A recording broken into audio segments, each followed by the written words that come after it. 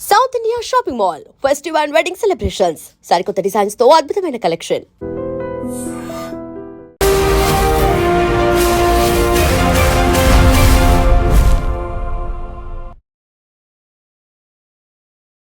నమస్తే, welcome to I dream social spotlight with కవిత.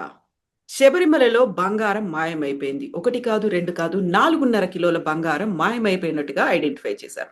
యాక్చువల్‌గా ఆ బంగారం ఎప్పుడు మాయమైపోయింది? ఎందుకు ఇంతకాలం పట్టింది బయటికి రావడానికి? ఈ స్కామ్ వెనకాల ఎవరెవరున్నారు? మనతో పాటుగా ఉన్నారు సిబిఐ మాజీ జేడీ లక్ష్మీనారాయణ గారు. సార్ నమస్తే. నమస్తే కవిత గారు. సార్, మనం గతంలో మాట్లాడుకున్నాము ధర్మస్థల గురించి. అదొక పెద్ద కాంట్రోవర్షియల్ ఇష్యూ అయింది. దాని వెనకాల ఒక నెగెటివ్ ప్రాపగండా చేశారు. ఒక గ్రూప్ ఆఫ్ పీపుల్ అన్నారు, కానీ ఎవరు చేశారో తెలియలేదు. ఇప్పుడు సడన్‌గా కేరళలో ఉన్నటువంటి శబరిమల దేవాలయంలో కూడా 4.5 కిలోల బంగారం మాయమైపోయింది.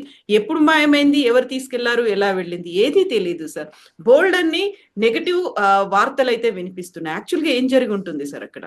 ముఖ్యంగా మీకు తెలిసి అంటే మనం ఎలాగైతే తిరుమలకు ఎంత ప్రాధాన్యత ఉందో అదేవిధంగా మీరు కేరళకు వెళ్తే శబరిమల ఆలయానికి కూడా అంత ప్రాధాన్యత ఉంది. శబరిమల ఆలయం ఒకటి, కేరళలో కూడా చాలా ఆలయాలు ఉన్నాయి. తర్వాత త్రివేంద్రంలో ఉన్న అనంత పద్మనాభ స్వామి గుడి, ఆ విధంగా రకరకాల దేవాలయాలు ప్రాముఖ్యంగా మనం చూడవచ్చు. యాక్చువల్గా మీరు శబరిమల వచ్చేసరికి శబరిమల యొక్క ఆధ్వర్యం వచ్చేసి ట్రావెన్కోర్ దేవస్వామి బోర్డ్ అని దాని కింద ఉంటుంది.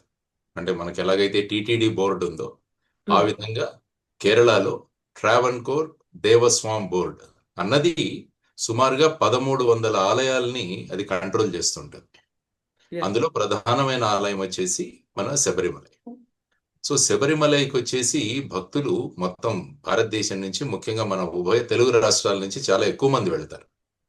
ఎందుకంటే మీరు ఒకసారి గతంలో పురాణాల్లోకి వెళితే కూడా మహిషి అన్న ఒక రాక్షసి ఉన్నది. మహిషి అనే రాక్షసిని బ్రహ్మదేవుడు ఒక వరం ఇస్తాడు. శివుడు విష్ణువు ద్వారా ఎవరైతే సంతానం ఉంటారో వారే ద్వారానే నీకు చావు సంభవిస్తుంది అని. ఆ తరువాత పురాణాల్లో చెప్పడం ఏంటంటే శివుడు, ఆ తర్వాత మోహిని అవతారంలో ఉన్న విష్ణువు, వీరిద్దరికీ జన్మించిన వ్యక్తి మణికంఠుడు, అంటే అయ్యప్ప. ఇతను ఈ మహిషి అన్న రాక్షసిని చంపిన తర్వాత ఈ పట్టణం తిట్టై అనే జిల్లాలో ఉన్న ఇక్కడ ఆయన అక్కడ ఒక విగ్రహంగా వెలిశారు అన్నది మనకు పురాణాల్లో ఉన్న చరిత్ర. సో అప్పటి నుంచి ఆ ప్రాంతానికి చాలా విశిష్టమైన ఇది ఉంది. తర్వాత ధర్మశాస్త్రం అవతారంలో ఆయన ఉంటారు అని చెబుతారు అక్కడ. సో ఈ విధమైన చరిత్ర ఉన్న ఆలయానికి ట్రావెన్కోర్ దేవస్వామి బోర్డు అన్నది ఇది 1950 నుంచి ఆ ఆలయం యొక్క మెయింటెనెన్స్ కానీ మిగతా విషయాలు కానీ చూసుకోవడానికి అది ఉన్నది. అంటే ఎలాగైతే ఆగమ శాస్త్రాలు ఇవన్నీ మనం తిరుమలలో కూడా చూస్తే దాన్ని నిర్వహించడానికి వీరిగా ఉంటారు. రోజువారీ ఈ అడ్మినిస్ట్రేషన్ అంతా ఏదైతే ఉంటుందో ఈ బోర్డు దగ్గర ఉంటుంది. ఆ బోర్డు దగ్గర కూడా ఒక స్పెషల్ కమిషనర్ అని ఉంటారు. సో ఇది ఇన్ జనరల్ మన శబరిమల యొక్క స్టోరీ. ఆ తర్వాత ఏమైందంటే 1998లో విజయమాలయ ఏవైతే యునైటెడ్ బ్రూవరీస్ యొక్క సంస్థ అధిపతి ఆయన అక్కడికి వచ్చి దీన్నంతా కూడా అక్కడ రాగితో ఉండేదంతా, అక్కడ చుట్టూ ఉన్న పరిసర ప్రాంతాలు అవన్నీ కూడా రాగి రేకులు ఇవన్నీ ఉండేవి. ఆయన ఏమన్నాడంటే ఇవన్నీ కూడా మనం బంగారంతో తాపడం చేయిద్దామని చెప్పేసి ఒక 30 కిలోల బంగారాన్ని ఈ ట్రావెన్కోర్ దేవస్వామి బోర్డుకి ఇవ్వడం జరిగింది. సో 30 కిలోలు, అది ఎప్పుడు 1998లో. ఆ తర్వాత 1999లో అక్కడ వాటిని ఈ పూత వేయడం జరిగింది. అంటే రాగి రేకులు ఏవైతే ఉన్నాయో వాటిని మళ్ళా ఈ బంగారంతో కొంత తాపడం అంటారు దీన్ని, అది వేయడం జరిగింది అని చెప్తాం. ఆ తర్వాత ఏమైందంటే 2019లో మళ్ళా వాళ్ళు ఏమన్నారంటే ఇంకొక స్పాన్సర్ వచ్చాడు మనకి, అతను మళ్ళా ఇక్కడ కొన్ని మార్పులు తీసుకొస్తాను అని చెప్పాడు. అప్పుడు ట్రావెన్కోర్ దేవస్వామి బోర్డు వచ్చేసి ఈ స్పాన్సర్ ఎవరైతే, అతని పేరు ఏంటంటే ఉన్నికృష్ణన్ పొట్టి. అతను యాక్చువల్గా బెంగళూరులో ఒక వ్యాపారవేత్త. అతనికి ఈ విధంగా ఆయన స్పాన్సర్షిప్ లో మళ్ళా ఈ పునరుద్ధరణ పనులు చేయాలి అని నిర్ణయించి అతనికి ఈ ఏవైతే ఈ తాపడం చేయించాలో వాటన్నిటిని కూడా ఆ పనులు అప్పచెప్పింది.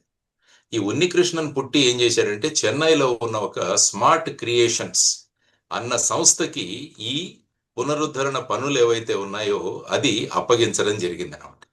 యాక్చువల్గా ఏంటంటే దేవస్థానం బోర్డు నియమావళి చూస్తే ఏవైనా రిపేర్లు కానీ ఇలాంటివి చేయాలంటే అక్కడ ఉన్న వాటిని వేరే చోటికి తీసుకువెళ్ళకూడదు. ఆలయ పరిసరాల్లోనే ఈ పునరుద్ధరణ కార్యక్రమాలు జరగాలి అన్నది అందులో ఉంది. కానీ దానికి విరుద్ధంగా ఇతనికి అక్కడ ఇవ్వడానికి ఒక అవకాశం కల్పించడం జరిగింది. ఆ తర్వాత ఏమైందంటే అక్కడ ఒక మహజర్ అంటాం, మనం మామూలుగా ఏదైనా వస్తువుల యొక్క లిస్టును తయారు చేయడాన్ని మహజర్ అంటాం. అందులో ఏం రాశారంటే రాగి ఈ ప్లేట్లు ఏవైతే ఉన్నాయో అవి అతనికి అప్పచెప్పాము అని రాశారు. యాక్చువల్గా మీరు చూసుకుంటే 1999లో విజయ మల్లయ్య ఇచ్చిన బంగారంతో వాటి మీద తాపడం వేయడం జరిగింది. కానీ వీళ్ళ మాజర్లో ఏం రాశారంటే బంగారు తాపడం వేసిన ఇవి ఇచ్చామని రాయలేదు. వాళ్ళు రాగి రేకులు మాత్రమే మేము అప్పచెబుతున్నామని రాశారు. రాసిన తర్వాత అది అతనికి అప్పచెప్పడం జరిగింది. కానీ అతను ఏం చేశాడంటే దీన్ని చూసుకొని అక్కడ ఫండ్ రేజింగ్ కూడా ఒకటి చేశాడు అతను. అంటే ఈ విధంగా శబరిమల ఆలయంలో ఉన్న రాగి ఇవి నా దగ్గరికి వచ్చాయి, రేకులు వచ్చాయి, వాటిని తాపడం చేయించాలంటే మీ అందరికీ భక్తి దాంట్లో ఉంటుందని చెప్పి అతను ఒక ఫండ్ రేజింగ్ ఈవెంట్ కూడా చేశాడు. చేసి అందులో కొంతమంది ఫిలిం స్టార్స్ ని పిలవడం ఇదంతా కూడా జరిగిందట 2019లో. ఆ తర్వాత ఆ తాపడం వేయించిన తర్వాత మళ్ళా వీటిని తిరిగి అప్పచెప్పడం జరిగింది. అప్పుడు ఏమైందంటే దీనిలో ఒక 4 కిలోల డిఫరెన్స్ వచ్చింది. అంటే వాళ్ళు ఇవ్వడం వచ్చేసి రాగిరేకులుగా అభివర్ణించి వాళ్ళకి ఇవ్వడం జరిగింది. ఆ తరువాత వచ్చిన వాటిలలో చూస్తే అందులో సుమారుగా 4.5 కిలోస్ యొక్క తేడా అందులో వచ్చిందన్నమాట. సో ఆ విధంగా బంగారం దుర్వినియోగం, తర్వాత ఫండ్ రేజింగ్ ఈ రెండు అప్పుడు జరిగాయని చెప్పేసి ఆ తర్వాత ఏమైతుందంటే 2023వ సంవత్సరంలో మళ్ళా ఒకసారి దీన్ని పునరుద్ధరణ చేయాలి అని రిపోర్ట్ ఇవ్వడం జరిగింది. యాక్చువల్గా 2019లో ఇచ్చిన రిపోర్ట్లో ఆ స్మార్ట్ క్రియేషన్స్ వాళ్ళు 40 సంవత్సరాల గ్యారంటీ ఇచ్చారు దీనికి. అంటే చెదరకుండా ఉందట 40. కానీ 2023వ సంవత్సరంలో మళ్ళా దీనికి ఒక పునరుద్ధరణ చేయాలి అని చెప్పేసి అక్కడ ఒక ప్రతిపాదించడం జరిగింది. అప్పుడు ఈ విషయం హైకోర్టు కూడా వెళ్ళింది. ఈ విషయం హైకోర్టుకు వెళ్ళి హైకోర్టు వాళ్ళు కూడా ఒక పెద్ద తీర్పు ఇచ్చారు. సో ఇది 2019లో చేసి 40 సంవత్సరాల గ్యారంటీ ఉన్నప్పటికీ 2023లో మళ్ళీ పునరుద్ధరణ అవసరమని ఎందుకు సూచించారన్నది కూడా ఇవ్వడం జరిగింది. అప్పుడు హైకోర్టు ఒక జడ్జిమెంట్ ఇచ్చింది. అంటే ఇప్పుడు చేయాల్సిన పనులన్నీ కూడా ఇక్కడే జరగాలని. అప్పుడు ఏమీ జరగలేదు, ఇవ్వలేదు. కానీ 2025వ సంవత్సరం, ఈ సంవత్సరం సెప్టెంబర్ 7వ తారీఖున అక్కడ ఉన్న కమిషనర్ ఏమన్నాడంటే నాకు తెలియకుండా ఈ రాగి రేకులు ఏవైతే ఉన్నాయో వాటిని మళ్ళా తొలగించారు అని ఒక రిపోర్ట్ ఇచ్చాడు. అంటే దాన్ని అప్పుడు వెయిట్ డిఫరెన్స్ ఉన్న దాన్ని మళ్ళా సరిదిద్దడానికా లేకుంటే మళ్ళా ఏం చేయడానికా ఏమీ తెలియదు. కాబట్టి 7 సెప్టెంబర్న ఆయన ఈ రిపోర్టు హైకోర్టుకి ఇస్తే హైకోర్టు వాళ్ళు సుమోటోగా దాన్ని తీసుకున్నారు. తీసుకుని అప్పటి నుంచి సిరీస్ ఆఫ్ ఆర్డర్స్ ఇవ్వడం మొదలుపెట్టింది హైకోర్టు. అంటే 10వ తారీఖు, 12వ తారీఖు, 15వ తారీఖు ఈ విధంగా 2-3 రోజుల్లోనే రకరకాల ఆర్డర్స్ ఇవ్వడం మొదలుపెట్టింది. అంటే బేసిక్గా భక్తితో ముడిపడి ఉన్న ఈ విధమైన ఆలయాన్ని మీరు ఈ విధంగా చేయడం అన్నది సబబు కాదు అని అప్పుడు ఒక హైకోర్టు జడ్జి గారి ఆధ్వర్యంలో ఈ మొత్తం ఈ లిస్ట్ ఏంటి, విగ్రహాలు ఏంటి, ఇక్కడ ఎంతెంత ఇన్వెంటరీ ఉంది, ఇవన్నీ కూడా లెక్కించాలని చెప్పి ఒక హైకోర్టు రిటైర్డ్ హైకోర్టు జడ్జి గారిని నియమించింది హైకోర్టు. ఆ తరువాత ఏమైందంటే ఫైనల్ గా మళ్ళా అక్కడ ఒక విజిలెన్స్ ఎస్పీ రిపోర్ట్ ఇవ్వడం జరిగింది. ఈ విధంగా అవకతవకలు జరిగాయి. అప్పుడు 2019లో ఇది కేవలం రాగి రేకులు మాత్రమే అని రాశారు. ఆ తర్వాత ఇందులో 4.5 కేజీల డిఫరెన్స్ వచ్చింది. సో వీటన్నిటి గురించి హైకోర్టు మళ్ళా ఒక స్పెషల్ ఇన్వెస్టిగేషన్ టీంను ఒకటి ఏర్పాటు చేయడం జరిగింది. అందులో ప్రస్తుతం కేరళలో లా అండ్ ఆర్డర్ అడిషనల్ డీజీగా పనిచేస్తున్న హెచ్ వెంకటేష్ గారు, ఆయన ఇక్కడ సిబిఐలో మా దగ్గర ఉండేవారు, ఇక్కడ ఎస్పీ గాను డిఐజీ గాను. వారు కేరళ క్యాడర్కి చెందిన ఆఫీసర్, ఆయన మంచి వండర్ఫుల్ ఆఫీసర్. ఆయన ఇప్పుడు additional DG law and order గా ఉన్నారు. ఆయన ఆధ్వర్యంలో కొంత శశిధరన్ అని ఒక ఎస్పీ, తర్వాత ఇంకా బిజోయ్ అని, వీళ్ళందరి ఆధ్వర్యంలోనూ దీని ఇన్వెస్టిగేషన్ జరగాలి అని చెప్పేసి హైకోర్టు నిర్ణయించడం జరిగింది. సో ఈ విధంగా ఇది మీరు టోటల్గా చూసుకుంటే బ్యాక్గ్రౌండ్ 1998 నుంచి మొదలైంది.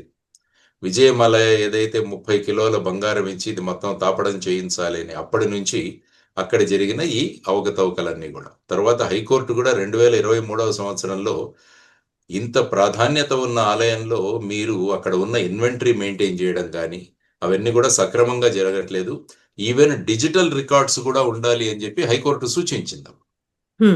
సో ఈ విధంగా మీరు చూసుకుంటే కేరళ హైకోర్టులో ఈ ఇప్పుడు జరగబోయే, ఎందుకంటే నవంబర్ నుంచి మొదలవుతాయి ఇప్పుడు మళ్ళా మన కార్తీక మాసం నుంచి అయ్యప్ప వారి ఇవి మొదలవుతాయి, జనవరి తర్వాత మకర జ్యోతి వరకు కూడా జరుగుతూనే ఉంటాయి. కాబట్టి ఈ సందర్భంగా మళ్ళా వాళ్ళు ఈ రాగి రేకులను మళ్ళా పునరుద్ధరించడానికి కమిషనర్ పర్మిషన్ లేకుండా తొలగించారని ఆయన వెళ్ళాడు హైకోర్టు. దాంతో ఇదన్నీ వచ్చేసి ఇప్పుడు 2 వారాల్లో ఈ స్పెషల్ ఇన్వెస్టిగేషన్ టీం అన్నది ఏం జరిగింది అన్నది డీటెయిల్డ్ గా సీల్డ్ కవర్ లో మాకు రిపోర్ట్ సబ్మిట్ చేయాలి అని చెప్పేసి హైకోర్టు ఆర్డర్ ఇవ్వడం కూడా జరిగింది. ఐ థింక్ ఒక క్రిమినల్ కేసు కూడా రిజిస్టర్ చేశారనుకుంటాను ఈ సందర్భంగా. సో ఇది ప్రస్తుతం అక్కడ జరుగుతున్న విధానం. మరి చూడాలి ఫైనల్ గా ఎస్ఐటి వాళ్ళు దీంట్లో ఏం తేలుస్తారో, తర్వాత హైకోర్టు జడ్జి గారి ఆధ్వర్యంలో ఉన్న ఈ మొత్తం ఇన్వెంటరీ ఏదైతే ఉందో ఆ ఇన్వెంటరీ మొత్తం, ఇంతకుముందు కూడా అనంత పద్మనాభ స్వామి గుడిలో కూడా ఈ విధంగా ఇన్వెంటరీ గురించి అక్కడ ఒక ఐ థింక్ 7th ఏదో ద్వారం తెరవడం, దీని గురించి సుప్రీంకోర్టు వరకు వెళ్ళింది. అప్పుడు సుప్రీంకోర్టు వరకు కూడా వెళ్ళిన సందర్భాలు ఉన్నాయి. మరి చూడాలి ఇందులో ఫైనల్ గా ఎవరు ఇన్వాల్వ్ అయి ఉన్నారు, ఎవరి యొక్క ప్రమేయం వల్ల జరిగింది, ఇదన్నీ కూడా వేచి చూడాల్సిన అంశం ముఖ్యంగా. సో అక్కడ టెంపుల్లో ఉండాల్సినటువంటి బంగారం బయటికి వెళ్ళింది. కేవలం ఉన్నికృష్ణన్ పొట్టి మీద మాత్రమే అలిగేషన్స్ అనేవి వస్తున్నాయి. ఇన్వెస్టిగేషన్ కూడా ఆయన చుట్టూ తిరుగుతోంది. కానీ ఆ ఒక్కడి వల్ల అవ్వదు కదా సార్. అక్కడ రాగి రేకులు కావచ్చు, లేకపోతే బంగారం రేకులు కావచ్చు, ఆ తాపడము, అక్కడ నుంచి బయటికి తీసుకెళ్లడం, అక్కడ ఎవరి పర్మిషన్ లేకుండా ఆయనంతటా ఆయన రాత్రికి రాత్రి తీసుకెళ్లడం అయితే కుదరదు. అక్కడ సీసీటీవీ కెమెరాలు ఉంటాయి, రికార్డులు ఉంటాయి. 2019లో కూడా వాళ్ళు ఏమన్నారంటే నిర్ణయం తీసుకుని అతనికి ఇచ్చే మధ్యలో ఒక నెల రోజులు గడిచిందట. వెంటనే అప్పచెప్పడం జరగలేదు. మరి ఈ డిలేకి కారణం ఏంటి, ఆ మధ్యలో ఏమైనా జరిగిందా, ఇవన్నీ కూడా రకరకాల అంశాలు చర్చకు వస్తున్నాయి. సో వీటన్నిటి నుంచి ఫైనల్ గా స్పెషల్ ఇన్వెస్టిగేషన్ టీం అన్నది మొత్తం డీటెయిల్స్, తర్వాత మీరు అంటున్నట్టు ఇన్వర్డ్ అవుట్వర్డ్, అప్పుడు సీసీటీవీ కెమెరాస్ ఉంటే ఎప్పుడు తీసుకువెళ్ళడం జరిగింది, మరి స్మార్ట్ సొల్యూషన్స్ ఎవరైతే ఉన్నారో చెన్నైలో వాళ్ళ దగ్గర ఏ విధంగా, తర్వాత బంగారం ఏదైతే ఏమైంది దాన్ని ఎక్కడైనా వినియోగించారా, ఇవన్నీ కూడా చూడాల్సిన అంశాలు యాక్చువల్గా. సార్ ఇక్కడే సిట్తో కాదు సిబిఐకి ఇవ్వాలి అనేటువంటి ఒక డిమాండ్ వస్తుంది. అక్కడ ఉన్నటువంటి అయ్యప్ప స్వామి భక్తులు కావచ్చు, సనాతన ధర్మానికి చెందినటువంటి అక్కడ మెంబర్స్ కూడా అదే మాట చెప్తున్నారు. నిజంగా సిబిఐ అనేది ఏ టైంలో ఇన్వాల్వ్ అవుతుంది సార్? ఇప్పుడు ఎలా ఉంటుందంటే సాధారణంగా ఎస్ఐటి అన్నది అక్కడ పనిచేస్తున్న ఆఫీసర్లందరూ కూడా స్టేట్ గవర్నమెంట్ ఐపీఎస్ ఆఫీసర్లు అయినా కూడా మెయిన్ గా టోటల్ స్టేట్ గవర్నమెంట్ దగ్గర పనిచేస్తున్నారు. కాబట్టి వీళ్ళు అనడం ఏంటంటే స్టేట్ గవర్నమెంట్ యొక్క ప్రభావం వీళ్ళ మీద ఉంటుందేమో, వీళ్ళ ఇన్వెస్టిగేషన్ మీద ఉంటుందేమో, కాబట్టి దీన్ని సిబిఐకి అప్పచెప్పండి అంటున్నారు. ఫర్ ఎగ్జాంపుల్ మన తెలంగాణలో కాళేశ్వరం లాగా, కాళేశ్వరం సందర్భంగా కూడా హైకోర్టు ఇక్కడ ఒక సిబిఐకి అప్పచెప్పమని తెలంగాణ నిర్ణయం. అంటే అప్పుడు చాలా మంది ఏమన్నారంటే మీరు ఇక్కడ ఎందుకు చేయకూడదు ఇది అన్నది సాధారణంగా ఉంటుంది. సో సిబిఐ ఎప్పుడు వస్తుందంటే ఇందులో 2 సిచ్యువేషన్స్ లో సిబిఐ వస్తుంది. ఒకటి ఫర్ ఎగ్జాంపుల్ స్టేట్ గవర్నమెంట్ కనుక సిబిఐకి కేసు చెప్పాలి అంటే, ఫర్ ఎగ్జాంపుల్ కాళేశ్వరం లాగా వాళ్ళకు నోటిఫికేషన్ తీస్తారు, దాన్ని సెక్షన్ 6 నోటిఫికేషన్ అంటారు. ఆ తర్వాత ఈ నోటిఫికేషన్ సెంట్రల్ గవర్నమెంట్ కు పంపిస్తారు. అప్పుడు సెంట్రల్ గవర్నమెంట్ కనుక ఆమోదిస్తే, కేంద్ర ప్రభుత్వం ఆమోదిస్తే, వాళ్ళు సెక్షన్ 5 నోటిఫికేషన్ ఇష్యూ చేస్తే అప్పుడు ఆ కేసు సిబిఐకి వెళ్తుంది. ఇది ఒక రకం. రెండవది వచ్చేసి హైకోర్టు కానీ సుప్రీంకోర్టు కానీ ఏదైనా కేసు సిబిఐ ఇన్వెస్టిగేట్ చేయమని ఆర్డర్స్ ఇస్తే ఇంక ఈ సెక్షన్ 6 నోటిఫికేషన్, సెక్షన్ 5 నోటిఫికేషన్ అవసరం లేదు, డైరెక్ట్ గా సిబిఐ ఇన్వెస్టిగేషన్. ఇప్పుడు కేరళ హైకోర్టు ఏం చేసిందంటే ఈ కేసును ఎస్ఐటి వాళ్లే కన్స్టిట్యూట్ చేసి ఎవరి ఆధ్వర్యంలో జరుగుతుందని హైకోర్టు ఆర్డర్లో ఉంది. హెచ్ వెంకటేష్ గారి పేరు కూడా అందులో ఇవ్వడం జరిగింది. సో ఇప్పుడు ఏంటంటే మీరు అన్నట్టు వారు ఈ విధంగా ఇది రాష్ట్ర ప్రభుత్వానికి సంబంధించిన అధికారులు కాబట్టి వాళ్ళు ఏమన్నా వాళ్ళకేమన్నా ఫేవర్ చేస్తారేమో అన్న ఒక అనుమానంతో ఈ విధంగా సిబిఐకి ఇన్వెస్టిగేషన్ ఇవ్వాలని చెప్పేసి వాళ్ళు హైకోర్టులో అడుగుతుండవచ్చు. ఉమ్. సో ఇది చూడాలి మరి ఎస్ఐటి ఇన్వెస్టిగేషన్ ఫైనల్ గా హైకోర్టు ఏ నిర్ణయం తీసుకుంటుంది. మరి ఈ హైకోర్టు యొక్క నిర్ణయానికి విరుద్ధంగా సుప్రీంకోర్టుకి ఎవరైనా వెళ్తారా, ఎస్ఐటి బదులుగా దీన్ని సిబిఐకి అప్పచెప్పాలని చెప్పేసి వెళ్ళే అవకాశం కూడా ఉండవచ్చు. ఇది జనరల్ గా సిబిఐ ఏ సందర్భంగా కేసు ఇన్వెస్టిగేషన్ టేకప్ చేస్తుందన్న దానికి కొంత వివరం. సో 10-15 ఏళ్లుగా వాటికి సంబంధించినటువంటి రికార్డులు అవి లేవు అనుకున్నప్పుడు రైట్ ఫ్రమ్ ద బిగినింగ్ 99లో ఒరిజినల్ గా స్వర్ణ తాపడమే జరిగిందా లేదా, అంటే మళ్ళీ విజయమాల్యా దాకా వెళ్ళి అక్కడి నుంచి తవ్వుకుంటూ తీసుకురావాల్సిన పరిస్థితులు ఉన్నాయా సార్? ఎందుకంటే విజయ్ మాల్యా వాళ్ళ యూబీ దగ్గర నుంచి ఒక రిపోర్ట్ ఉందని నేను చదివాను ఎక్కడ పేపర్లో. అంటే ఈ అందులో ఏంటంటే రకరకాలు పై ఉన్న శ్రీవారి యొక్క కప్పు ఏదైతే ఉందో దాన్ని తాపడం చేయించడం, తర్వాత అక్కడ ఉన్న విగ్రహాలు ఏవైతే ఉన్నాయో 2 పక్కల ఉన్న విగ్రహాలు, ద్వారపాలకులు, తర్వాత ఆ చుట్టుపక్కల ఉన్న మిగతా రాగి రేకులు, వీటన్నిటిలో రాగి రేకుల యొక్క బంగారు తాపడం చేయడానికి సుమారుగా 1.5 కిలోస్ వాడడం జరిగింది అని చెప్పేసి ఒక రికార్డు వాళ్ళ దగ్గర యూబీ వాళ్ళ దగ్గర ఉందట. ఆ రికార్డుని వాళ్ళు ఇక్కడికి కూడా సబ్మిట్ చేశారని విన్నాను. స్పెషల్ కమిషనర్కి ఆర్ విజిలెన్స్ వాళ్ళకి ఇచ్చారని చెప్పేసి వాళ్ళు చెప్పారు. అంటే వీళ్ళు 30 కిలోల బంగారాన్ని ఏ విధంగా వినియోగించారు అని చెప్తే దానికి వచ్చిన కరస్పాండెన్స్ అనుకుంటాను, అందులోంచి ఒక లెటరు వారికి వెళ్ళింది అని చెప్పేసి నేను చూడడం జరిగింది. అంటే పేపర్లో వేసిన అంశం. అంటిల్ అన్లెస్ ఎస్ఐటి అన్నది ఇన్వెస్టిగేట్ చేసి అందులో ఉన్న విషయాలు, తర్వాత వచ్చేసి ఎస్ఐటి యొక్క దీనికి కూడా ఐ థింక్ ఒక హైకోర్టు జడ్జి వారిని కూడా వాడి ఆధ్వర్యంలో చేయమని చెప్పి కూడా ఉన్నారని చెప్పి నేను వినడం జరిగింది. ఆ తర్వాత జస్టిస్ కేటీ శంకర్ ఆయన యాక్చువల్గా ఇన్వెంటరీ తర్వాత ఇవన్నీ కూడా మొదటి నుంచి ఈ బాధ్యత ఇవ్వండి అని చెప్పేసి ఆయనకు కూడా ఇచ్చారు జస్టిస్ కేటీ శంకరన్ గారికి. సో ఆలయ ఆస్తుల యొక్క ఇన్వెంటరీ మీరు ఇప్పుడైతే ఏదైతే అన్నారో ఇన్వెంటరీ అంతా కూడా మీరు దాన్ని తవ్వి తీయండి అని చెప్పి ఆయన, తర్వాత ఇందులో ఉన్న క్రిమినల్ ఎలిమెంట్ ఏదైతే ఉందో, అంటే ఎవరైనా ఇందులో నేరపూరితమైన చర్యలు ఏవైతే ఉన్నాయో అవి బయటికి తీయడానికి ఎస్ఐటిని కాన్స్టిట్యూట్ చేయడం జరిగింది. ఇది 2 రకాలుగా జరుగుతుంది అన్నమాట. సో ఇప్పుడు హైకోర్టు అడిగినట్టుగా నిజంగా అది పెట్రోల్ డీజిల్ లాంటిదా, బంగారం ఆవిరైపోలేదు కదా, ఎందుకు ఎక్కడ పోయింది, ఎవరు మాయం చేశారు, ఇవన్నీ చెయ్యాలి అంటే ఇంటర్నల్ గా కూడా ఎవరో సహకరించిన వాళ్ళే ఉండి ఉంటారు కదా సార్. దేవస్వం బోర్డు వాళ్ళు కావచ్చు, లేకుంటే అక్కడ ఉన్నటువంటి అధికారులు కావచ్చు, ఉంటారు. అందుకని ఇన్వెస్టిగేషన్లో ఇవన్నీ కూడా బయటకు తెస్తాయి. ఎందుకంటే మోస్ట్లీ డాక్యుమెంట్స్ ఉంటాయి ప్రతి విషయం వెనకాల కూడా. ఏదైనా అప్పచెప్పాలన్నా కూడా డాక్యుమెంట్స్ అవి సక్రమంగా నిర్వహించారో లేదో అన్నది కూడా చూడాలి. అలాంటివి ఉన్నాయా లేవా, లేకుంటే నోటి మాటతో ఇచ్చేశారా, ఎవరి యొక్క ప్రభావం దీని మీద ఉంది, ఇవన్నీ కూడా చూడాల్సిన అంశాలు.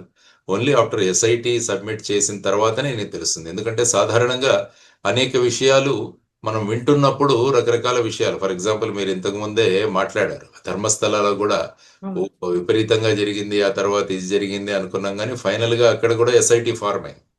ఎస్ఐటి అడిషనల్ డీజీ మొహంతి గారి ఆధ్వర్యంలో ఒక ఎస్ఐటి ఫామ్ అయింది. అక్కడ కూడా వాళ్ళు కూడా చాలా చోట్ల ఈ ఎవరైతే అందులో ఫిర్యాది ఉన్నాడో అతని కంప్లైంట్ మీద తీసుకొని అనేక చోట్ల తవ్వకాలు కూడా జరిపారు.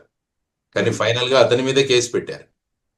ఎవరైతే ఇన్ఫర్మేషన్ ఇచ్చాడో అక్కడ పారిశుద్ధ్య శానిటరీ వర్కర్ ఎవరైతే ఉన్నాడో అతని మీద కేసు జరిగింది. అతను నన్ను ఎవరో ఇన్ఫ్లుయెన్స్ చేశారు అని చెప్పడం కూడా జరిగింది. సో ఇటువంటి అంశాలు ఏవైతే ఏమంటే ఈ విధమైన సంచలనాత్మక విషయాలలో మనం ఇలా కూర్చొని మనం నిర్ణయించాలి ఏం జరిగిందో అని. అంటే ఇన్వెస్టిగేషన్ జరిగితే అప్పుడు కూడా ధర్మస్థలాలు కూడా చాలా అనుకున్నారు, ఇన్ని బాడీలు మిస్ అయ్యాయి, అవయ్యాయి కూడా ఒక అప్పుడు వందలని. కానీ ఫైనల్ గా అందులో ఏంటంటే ఏదో ఒక ఐ థింక్ 13 సైట్ ఏదో అక్కడ కొద్దిగా ఎముకలు బయటపడ్డాయి అని అన్నారు, అంతే తప్ప ఆ తర్వాత ఏ విధమైన అంచనాలు పేపర్లు టీవీల్లో కొన్ని రోజులు హోరెత్తిపోయింది, 10 రోజులు దాని గురించి. సో ధర్మస్థల గురించి ఆ తర్వాత మళ్ళీ ఏమి ఫాలో అప్ కూడా ఎక్కడా లేదు. కాబట్టి దీని విషయం కూడా ఇలాంటిది జరిగి ఉండకూడదు అనేది మనం అందరం కూడా కోరుకోవాలి. ఎందుకంటే పవిత్రమైన ధార్మిక స్థలంలో ఈ విధమైన ప్రవర్తన ఏదైనా జరిగి ఉంటే అది తప్పు, అది ఆ విధంగా చేయకూడదు. ఎందుకంటే ఆలయాల యొక్క ప్రాపర్టీ కావచ్చు, అక్కడ ఉన్న ఆస్తులు కావచ్చు, అవి చాలా ఆధ్యాత్మిక పద్ధతిలో భక్తులందరూ కూడా చాలా భక్తి శ్రద్ధలతో దేవస్థానానికి సమర్పించిన కానుకలు అవన్నీ కూడా. వాటిని ఎలా ఉపయోగించాలి, ఇప్పుడు చూస్తే ఇక్కడ తిరుమలలో కూడా పరకామణి ఇన్సిడెంట్ కూడా మళ్ళా బయటకు వచ్చింది. అక్కడ భక్తులు సమర్పించిన డాలర్లను తీసివేశారని, ఎవరైతే ఆ వ్యక్తి చేశాడో ఆ వ్యక్తి ఆస్తులన్నీ కూడా శ్రీవారికి నేను ఇచ్చేస్తున్నానని చెప్పాడు. ఇవన్నీ కూడా జరుగుతున్నాయి. ఆ తర్వాత లడ్డూలో ఉన్న కల్తీ ఇవన్నీ కూడా మనం చూస్తున్నాం. దాని గురించి కూడా సిబిఐ ఆధ్వర్యంలో ఒక ఎస్ఐటి ఇన్వెస్టిగేషన్ జరుగుతుంది. సో ఇదంతా అన్ఫార్చునేట్. ఇటువంటి ధార్మిక స్థలాల్లో ఇటువంటివి జరగడం అన్నది అది టోటల్గా అది ఇట్ ఈస్ అన్యాక్సెప్టబుల్. ఎందుకంటే పవిత్రత ఉన్న ప్రదేశంలోనే ఇలాంటివి జరిగితే చాలా విపరీతమైన పరిణామాలు ఉంటాయి ఉన్నదన్నది కూడా వారు తెలుసుకోవాలి. అంటే భగవంతుని సాన్నిధ్యంలోనే మనం ఇలాంటి పనులు చేస్తున్నామంటే వాళ్ళు ఏ విధంగా వాళ్ళ నైతిక మూల్యాంకనం ఉందో కూడా మనం అంచనా వేసుకోవచ్చు. సో వీటన్నిటి మీద త్వరగా ఇన్వెస్టిగేషన్ జరగాలి. ఎవరైతే ఇన్వాల్వ్ అయినారో వాళ్ళందరినీ కూడా బయటికి తీసుకువచ్చి తగిన శిక్ష ఖచ్చితంగా త్వరగా విధించాలని మనం కోరుకుందాం. అంటే ఇన్ కేస్ ఎవరైనా ఇన్వాల్వ్ అయి ఉంటే ఆఫ్టర్ ఇన్వెస్టిగేషన్. సో ఇప్పుడు ఒక ప్రొటెస్ట్లు కూడా అవుతున్నాయి సార్. ఒక కాన్స్పిరసీ థియరీ ఏదైనా ఉందా అనే దాంట్లో అటు నామజపాలు కావచ్చు, లేకుంటే ప్రతి ఒక్కరూ వీటి గురించే ఎందుకని మాట్లాడుకుంటున్నారు సార్. ఇంత ప్రతిష్టాత్మకమైనటువంటి దేవాలయాలు అనుకుంటాం, బోల్డ్ అంత సెంటిమెంట్ ముడిపడి ఉంది, భక్తులు ఎక్కువగా వెళ్ళేటువంటి దర్శనీయమైనటువంటి స్థలాలు వీటి మీద ఉంది. కాబట్టి ఇలాంటి నెగటివ్ ప్రోపగండా జరగకుండా చర్యలు తీసుకోవాలి, స్పెషల్ ఎన్ఐఏ కూడా ఏర్పాటు చేయాలి. వీటి మీద ఇవన్నీ ఎందుకు వస్తున్నాయి సార్ అసలు? యాక్చువల్గా ఏంటంటే అక్కడ ఉన్న వ్యక్తుల నియామకాలు సక్రమంగా జరగాలి. ఇప్పుడు ఎలా ఉంటుందంటే పొలిటికల్ వాళ్ళందరినీ కూడా అపాయింట్ చేస్తుంటారు ఈ బోర్డులలో మీరు చూస్తే. రాజకీయ నిరుద్యోగులు అదే అంటుంటాను కదా, వాళ్ళకు కూడా ఎంప్లాయ్మెంట్ కోసం. అంటే ఆధ్యాత్మిక భావాలతో ఉన్న వాళ్ళని వేయాలి. ఇసుక స్మగ్లింగ్ చేసేవాళ్ళు వీళ్ళందరూ కూడా ఒకసారి బోర్డు మెంబర్లుగా ఉండినారు కొన్ని చోట. సో ఈ విధంగా ఈ పార్టీకి ఎన్ని సీట్లు, ఈ పార్టీకి ఎన్ని బోర్డు మెంబర్లు కాదు, ఏ వ్యక్తులను అక్కడ నియమిస్తున్నాము, వారి యొక్క బ్యాక్గ్రౌండ్ హిస్టరీ ఏంటి, వాళ్ళ యొక్క భక్తి ప్రపత్తులు ఏ విధంగా ఉన్నాయి, ఇవన్నీ కూడా అంచనాలు వేసి మనం వేసుకోవాలి. ఇది ఒక గవర్నమెంట్ మెషినరీ లాగా నడిపే వ్యవస్థ కాదు. అందుకనే సుబ్రహ్మణ్యం స్వామి గారు గవర్నమెంట్ నియంత్రణలో ఇవన్నీ కూడా పోవాలని చెప్పి ఆయన సుప్రీంకోర్టులో కూడా ఒక పబ్లిక్ ఇంట్రెస్ట్ లిటిగేషన్ వేశారు. ఇవన్నీ కూడా సనాతన బోర్డులు ఇలాంటివి నిర్వహించాలి కానీ ప్రభుత్వ ఆధీనంలో ఉండకూడదు అన్నది ఆయన చెప్తున్న విషయం. ఎందుకంటే మనం లౌకికవాదం ఏదైతే అంటున్నామో దానిలో ప్రభుత్వం అన్నది ఒక విశేషమైన దీని గురించి, ధర్మాన్ని గురించి వాళ్ళ కంట్రోల్ ఎందుకు అని ఆయన మాట్లాడుతుంటారు.